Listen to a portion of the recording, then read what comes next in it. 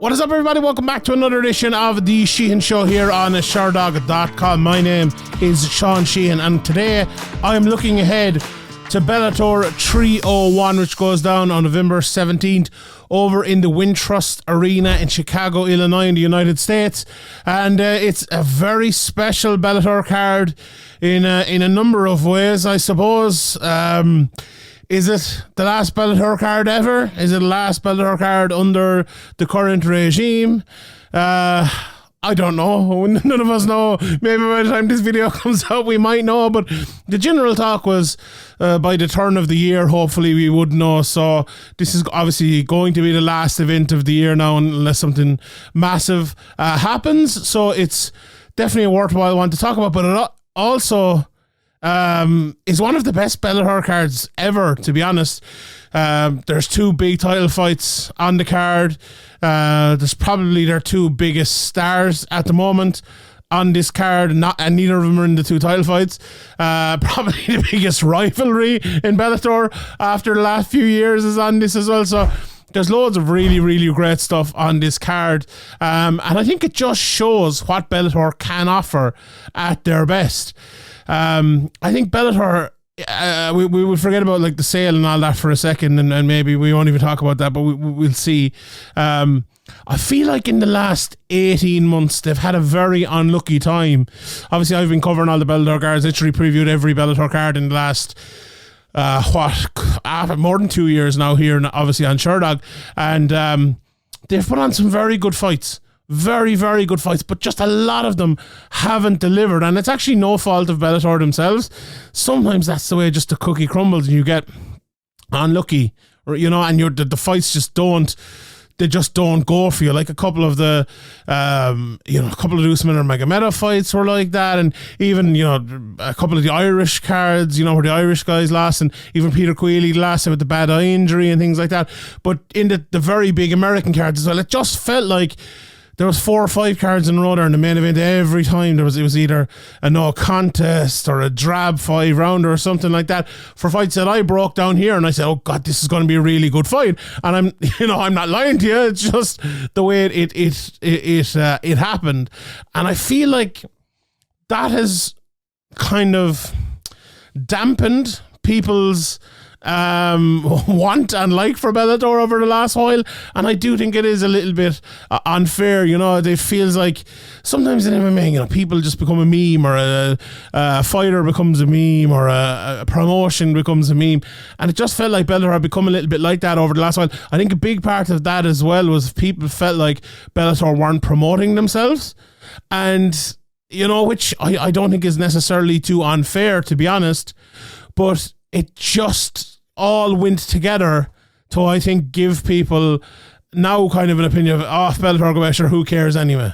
Whereas I'm kind of on the opposite, because I'm like at the cold face of looking at the actual Bellator fights and the actual Bellator cards and the opportunities they're given to people here in my country, but also the up and coming American fighters. I suppose the sure footpath, for want of a better phrase, road maybe even to the top that they have for people like Sergio, Pettis, like Patchy Mix, like Usman or Magomedov and others, that is well travelled by all of those people and more. That is not always necessarily the case in the UFC or in other places as well. And there's a lot to like about Bellator. I think Scott Coker is a respectable guy, a good guy. He tries to put on good fights.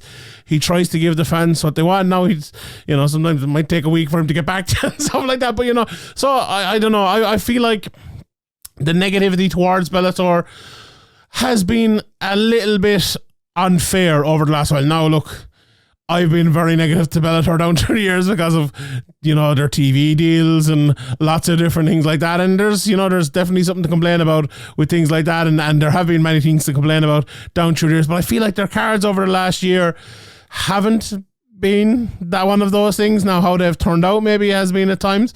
But all this point kind of leads me to say, I'll be sad if Bellator goes. I'll be sad if this is the last card. I'll be sad if we don't see a lot of our big fighters again fighting, in exciting matchups that maybe we'd build up in our own head. Now, obviously, we'll see them fighting somewhere else if that is the case. But, hopefully, there's different rumours going around all the time that Bellator will, if they are taking over, they'll be kept going and everything. And really, I hope that is true. I hope Bellator do keep going, and I hope this isn't the last Bellator card that I'm coming on here to preview. But if it is, as I said, it's a very, very, very good one. And let's get straight into it here. Let's get straight into it after like 5 minutes. The main event is a really, really good fight between Yaroslav Amosov and Jason Jackson. Two guys, again, who have taken that path, won their fights, and deserve to be like in this spot, and absolutely deserve to be in this spot. Obviously Amosov is the champion now. He's been on just this unbelievable run, obviously 27-0 now in his career, but leading up to the most recent fight and everything, obviously we know what happened with him over in the Ukraine, fighting on the front line there and all, but the road he's had to take in MMA to get to the very top has been incredible as well. If you even go back, making his debut in what year is it, 2012, but even 2016 he fought and beat Roberto Soldic. He's fought David Rickles, Ed the Root along the way, and then Logan Storley a couple of times, obviously with Douglas Lima in the middle of that as well. It's been an incredible time, really, and an incredible run for Amosov, and I was lucky enough to be at that last fight where where obviously he took on Logan Storley in Dublin, and it was absolutely incredible. The performance he put on, I think I said at the time, was the best. I think it was probably the best performance I've ever seen on Irish side, and obviously I've been to almost every, high-level Irish MMA fight ever, let's be honest. Obviously, McGregor has fought obviously a couple of times in Ireland and once in the UFC, but his one fight in the UFC went kind of very quickly and, was over within a round, whereas this was 5 rounds of just pure brilliance, really. That's all you could say about it. Pure and utter brilliance. And it was absolutely fantastic from Amosov. It was a joy to sit there and see it. And now he's taken on Jason Jackson, a guy who, if you've listened to these previews here and other of my podcasts, that I've really admired for the last good few years. He's my type of fighter. I like it. He's a good, honest, hard-working fighter who can do it all, really. He's a good wrestler, he's a good striker, he's a good defensive striker, he's a good defensive wrestler, and offensive on the both sides of him as well. I like everything about him, and I like the way he has kind of earned this as well. He's not the same route as Amosov. He's taken a couple of losses, Kyle Stewart, Ed Root, and a couple of years earlier in his career as well, including Colby Covington in his second ever fight. But the guys he's come through to win, even the likes of Jordan Mean, beating Benson Henderson was obviously a massive one, beating Nyman Gracie, beating Paul Daly and Ding Douglas Lima as well last year. But it's a good while now since he has fought. Obviously we had we had a lot of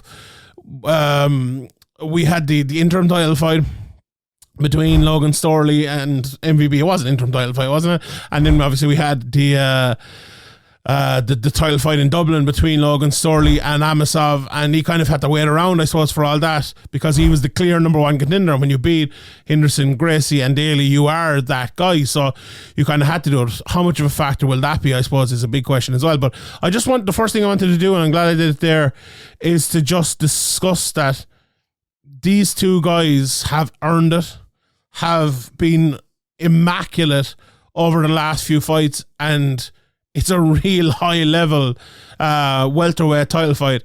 There's a huge call, right, that Yaroslav Amosov is the best welterweight in the world, right? There can be no doubt that he is in the reckoning. Like, could he beat Leon Edwards? I think he absolutely could. Now, would he beat Leon Edwards? We can all toss a coin and we can see about that one, but I think he'd absolutely have a chance of beating Leon Edwards or beating any of the top welterweights in the world. Like, we've all seen his wrestling down through the years and how good it is, and we've all seen how he can put the striking with it. But in the last fight, Like, that striking was on another level. To be up, be up close and personal and seeing it as well, and see, his ability to jab, his ability just to,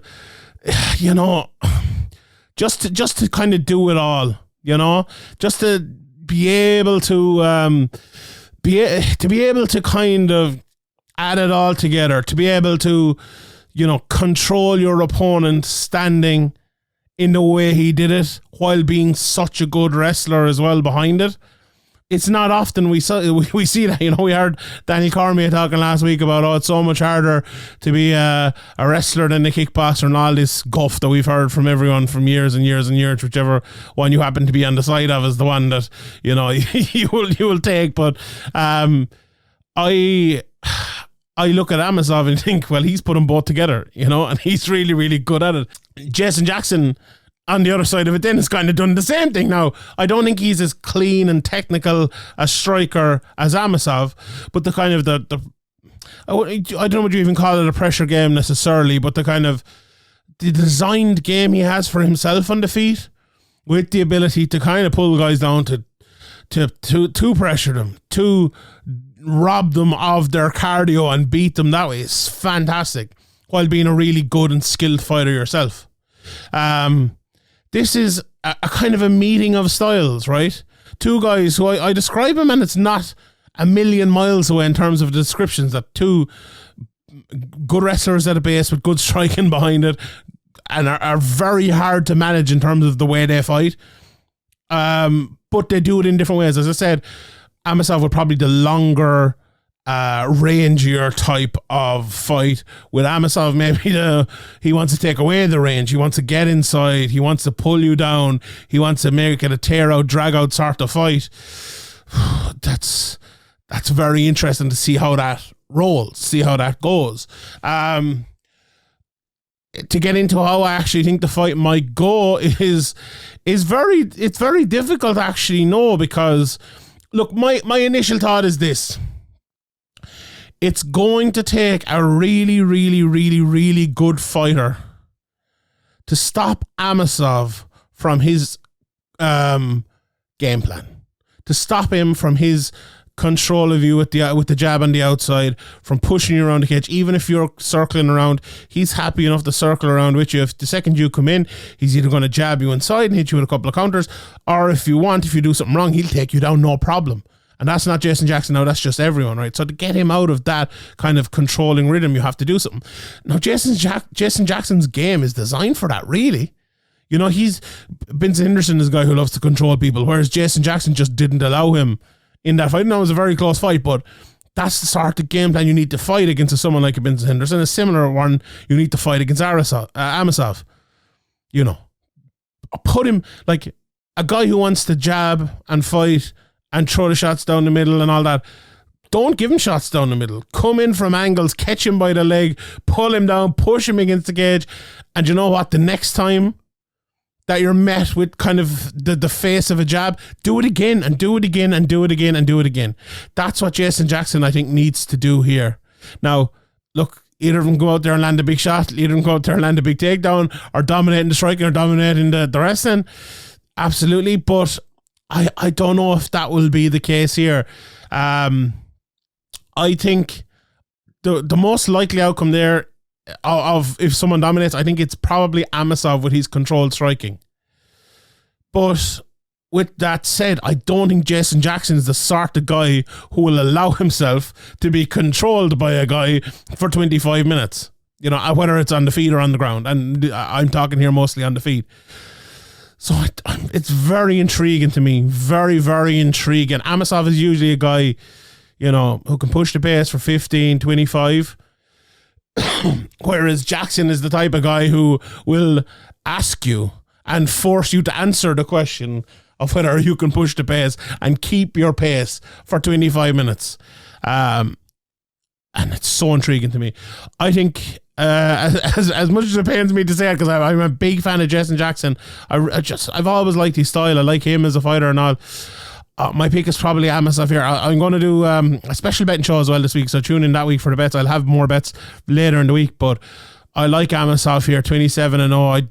honestly, I do think he is the best welterweight in the world, and I fancy him for a win in this one. So that's the prediction on that one. Right, the second title fight on the card is in the bantamweight division, and you know what? I'm glad this fight, I suppose, happened somewhat quickly, because Patchy Mix, it felt like he was getting left behind a little bit. You know, he beat Raufeon Stots. He won the interim title in April, and Sergio went away to fight Patricky in June, and it felt like this could drag on and drag on and drag on. But thankfully, look, they've got the fight over the line before the end of the year, and Patchy Mix is getting his shot immediately, and he absolutely deserves it. I think I said it maybe after his win against Raufeon Stots, or maybe even before it.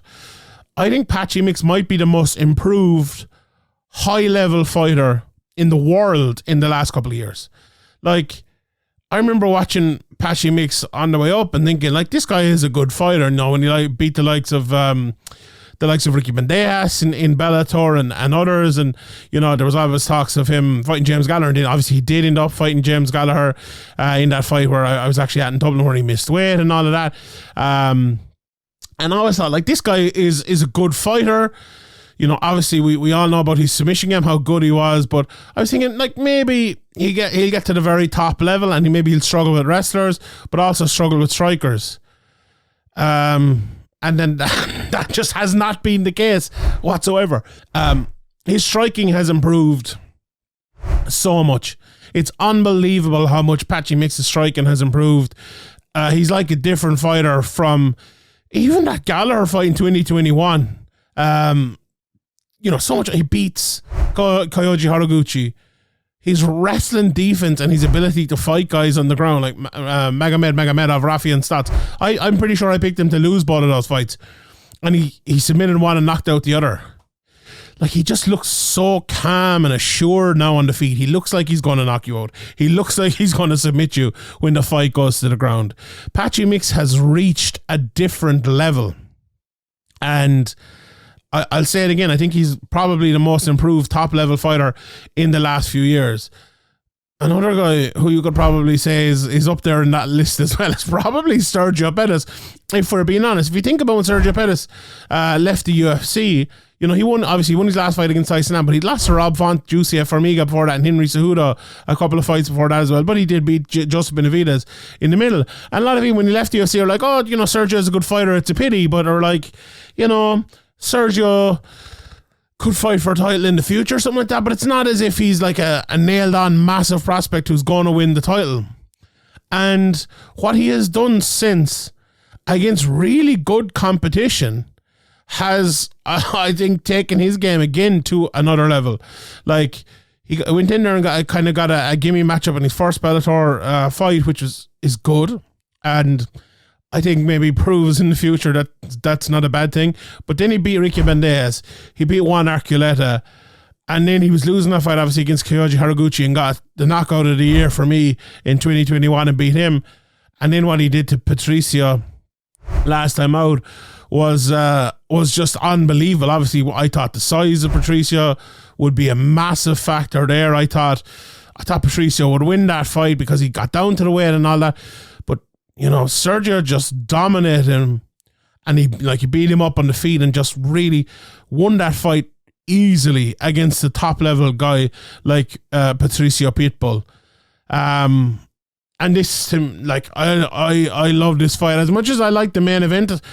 I do think Amosov will win it, and that's going to be my thought from the very start. For this, I really don't know. I really don't know. Like, my initial mind is to say Sergio Pettis. But that's just a very initial without thinking about it. When I think more about it, I think Patchy is dangerous. He has power. He can knock you out. He has brilliant jiu-jitsu. He can submit you. And he is there all the time during a 5-round fight. And not just there like, oh, he has a puncher's chance or a submitter's chance, let's put it that way. He can outpunch you, whether it's wrestling, whether it's jiu-jitsu, whether it's striking. He can do all of that. I really, really, really don't know who's going to win this fight. I think let me just check their heights here. So 5'6" for Sergio Pettis, 5'8" for Patchy Mix. But I think if you look at him, Patchy Mix, and it's 2 inches, so at when you're small guys like that, it may 2 inches is a lot. But Patchy Mix seems like a guy who's a lot longer and uses it increasingly well. Now Sergio, he's fought bigger guys all his life. He's well used to that, training with his brother and everything like that. But I think if Patchy can use that, stop Sergio doing what he did against Patricio and kind of controlling the fight. And funny, coming into that, everyone was kind of saying Sergio might need to get inside if it's fought on the outside. Patricio is going to win it, but it was the other way around. Patchy can't let that happen. I think if he lets Sergio kind of win it from the outside, he's in a real bad way in that fight while always having the chance to finish him. But if he can win it from the outside or even have it more competitive than that fight was, let's say one picks around here, one picks around there, that's a fight that can really go either way. And honestly, I am not sure in this one. I'm looking forward to seeing the betting odds come out. Obviously, as I said, I'll talk about that on the betting show again. What's the X factor here? I think the X factor might just be what Sergio did in the last fight.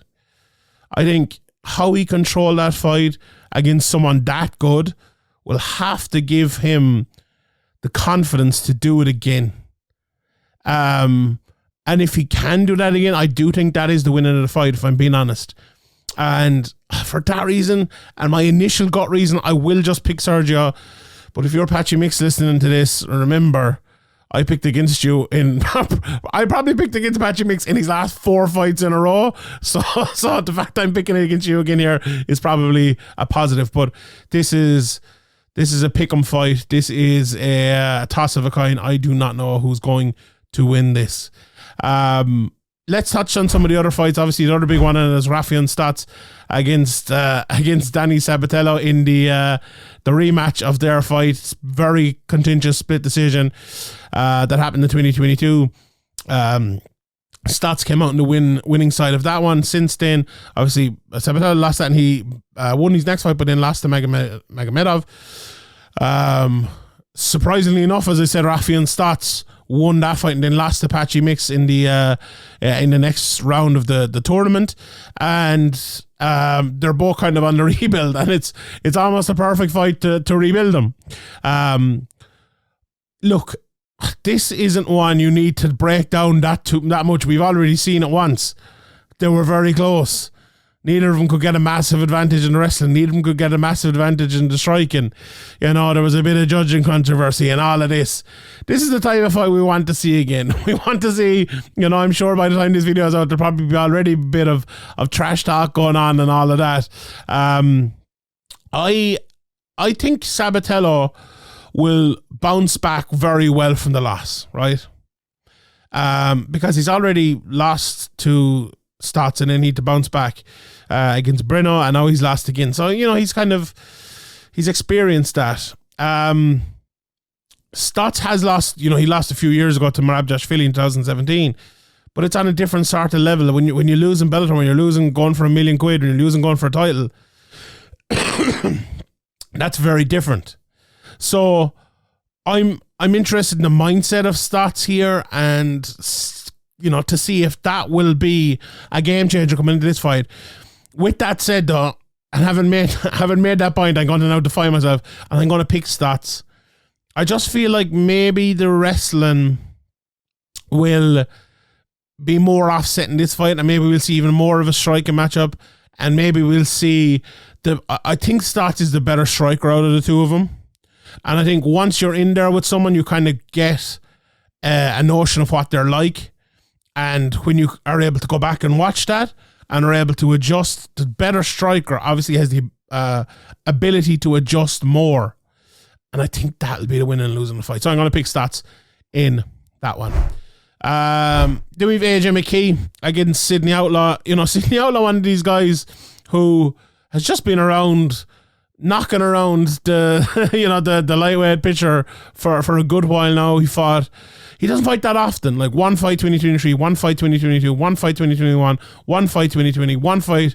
No, he had a few fights in 2019, but for the last 4 years, 1 fight per year, you know, and he's beaten Islam Mamedov in a bit of a shock, I think, again, in August. Lost to Tawfiq Musayev before that and beat Miles Jury and Adam Piccolotti as well, who, you know, were thereabouts in the title reckoning before that. Whereas AJ McKee, you know, we obviously all know what happened in the Patricio fight. You know, he's been over and rising since then. He had that Spike Carlisle fight that was a bit spiky, you know, he didn't do great at the start of that, but then came back. Look, AJ McKee is one of these guys that it felt like it was all going so well for him, and obviously he didn't really think he lost that Patricio fight. I think he did. It was one of those fights he didn't really turn up to. He marked out for his own gimmick, kind of. He didn't fight to his utmost. It's a fight he left behind him, really, because he thought he was winning, type of thing. When you see that with a fighter, it's never a good sign. In the next fight against Spike Carlisle, he came out and he kind of threw it all out there. Lost the head. That's not a good sign either, you know? And then he fought in Risen and no one watched it, let's be honest. This is a huge fight for him because Sidney Outlaw is a dangerous guy. You know, he can submit you. He has been to a lot of decisions down through the years. He's good cardio, good chin, and all of that. I do think AJ McKee will win this fight. I think he's wrestling to be too good. I think he's too fast of a striker, but it's a good test and a good comeback here for AJ McKee. It's funny saying that we don't know what Bellator is going to do next, but I'm looking forward to seeing AJ back. He's one of the top prospects in the world over the last few years. Can you call him a prospect anymore? 28 years of age? I don't think so. But we need to see AJ coming back, fighting for a title next, fighting in a massive fight next, and this is the next step to it. Same could be said for Patricky, Freire, and Alexandr Shabily, obviously, who, you know, the tournaments that have been going on for Bellator over the last few years, the amount of money that's on the line in these big tournaments, the amount, I suppose, what it means now, you know, what it means to these fighters, and if they are the champion, if they are the person who hold the belt, if they are the person who has won the tournament at the end of the day, it feels like their future will be as bright as it possibly can. And now I'm kind of saying that in a roundabout way now, but you get what I mean, you know? It just feels like these are massive fights to win, and whether they're tournament fights or not tournament fights, obviously the Shabily and Patricky Pitbull fight is, and we'll see who wins that in fights. Obviously Usman, who's going to be there waiting for them. Patricky has had, like, what a career he's had over the last few years. Obviously, been in that Mad Peter Queally fight, been in the rematch where he took the title in Ireland and then losing it to Usman, then coming back and winning over in Risen. And Shabily, like, he's been a guy I've been watching for a good long while now, and it feels like this is his big opportunity. Came into Bellator, beat Alfie Davis, who I have a lot of time for, I think is very good. Beat Bobby King, beat the former champ Bryn Primus, and beat Tawfiq Musayev last time out. I do favour Shabily here. I think, at 37 years of age, the way Patricky fights, I think it's going to be tougher to kind of keep fighting like that the older you get. When you have a young 30-year-old guy like Shabily who can finish, who is an athlete, I think he will get him out of there. I think he's going to land one of those big kicks to the body, one of those big shots, and probably end up finishing Patricky in this one. But it's one I'm definitely looking forward to. Right, just to touch on a few of the other fights here as well. Timur Khizriev against Justin Gonzales. We have a flyweight fight between Inaba and Denise Kielholtz. Denise Kielholtz, I'll always be a fan of Denise Kielholtz after that Juliana Velasquez fight in 2021. I think that's one of the most high-level fights in the history of the women's flyweight division. I think it was absolutely brilliant, and it's one I'll never forget. Archie Colligan is on this card as well, obviously an 8-0 up-and-comer against Peter Boischt. Juliana Velasquez is also on this card. She's fighting Paula Cristina dos Santos Silva, who's 6-2. Velasquez, Like Velasquez, to me, when she won the title, I was like, she's going to go to the next level. She's going to be their champion now. She's going to be, she's going to be a star. And then she lost to Liz Carmouche twice. And I'm like, whoa, well, what's going to happen here? She hasn't fought since December last year. This is a massive fight for her to get back to winning ways. Her opponent, Silva, 28 years of age. Did they fight last time out? They lost. She lost to Denise Kielholtz last time. I'm gone mad. She's lost to Dakota Dacheva as well. But that's some high level fights there when you're only 8 fights into your career. So we'll see how that goes. Keri Melendez also on the card with 5-0 now. She's probably due a push up at some stage. Richard Palencia, who's 10-1, takes on Matheus Mattos. Really love this fight between Tim Wilde and Mike Hamill. I think probably 2 underappreciated guys in Bellator. Tim Wilde has been on an insane run. Like, he drew with Alfie Davis in 2022 and he's won 4 fights around that. Charlie Leary, Yves Landau, Saul Rogers and Christopher Gonzales last time out. And honestly, I think he's climbing that division and he should be thereabouts after this tournament. And the same could be said for Hamill. He's won his last 4 in a row after losing to Usman, beat Bryce Logan, beat Killis Mata, Nick Brown and Shamil Nikiev. Like, I would favour probably the wrestling of Hamill here, but Tim Wilde, wild by name, wild by nature, he has that power, he has the finishing ability, and I would not rule him out whatsoever. That's a really, really good fight on the undercard. Islam Mamedov coming back here as well against the aforementioned Killis Mata. Again, must-win fight there for both guys. Cody Law, who was one of the top prospects they were talking about coming through, but ended up, lost a couple of fights, lost to James Gonzales, lost to Chris Lencioni, who I believe is on the mend, and best wishes to go to Chris Lencioni, but he bounced back last time, did Cody Law, looking for another bounce back here. Again, we'll see how that goes. Ramzan Kuramagomedov is on this card again against Randall Wallace. I watched a bit of Kuramagomedov for his last fight and was very, very impressed with him. He's a finisher, a lot of submissions on his record and all of that. After coming over from UAE Warriors, he beat John Howard over in Habib's promotion before winning his Bellator debut last time out. So another guy to be looking at on the way up. And the aforementioned as well, Yves Landau takes on Iso Kobayashi in the opener there. So honestly, from top to bottom, there's nearly a fighter you've heard of in every single fight here, which, never mind Bellator, never mind any other promotion, that's not something you see that often in mixed martial arts these days. So I'm looking forward to seeing it. We will enjoy Bellator while we have it, and hopefully we'll have it for a little bit longer. All right, everyone, I will leave it there. My name is Sean Sheehan for Sherdog.com, and I'll see you all next time.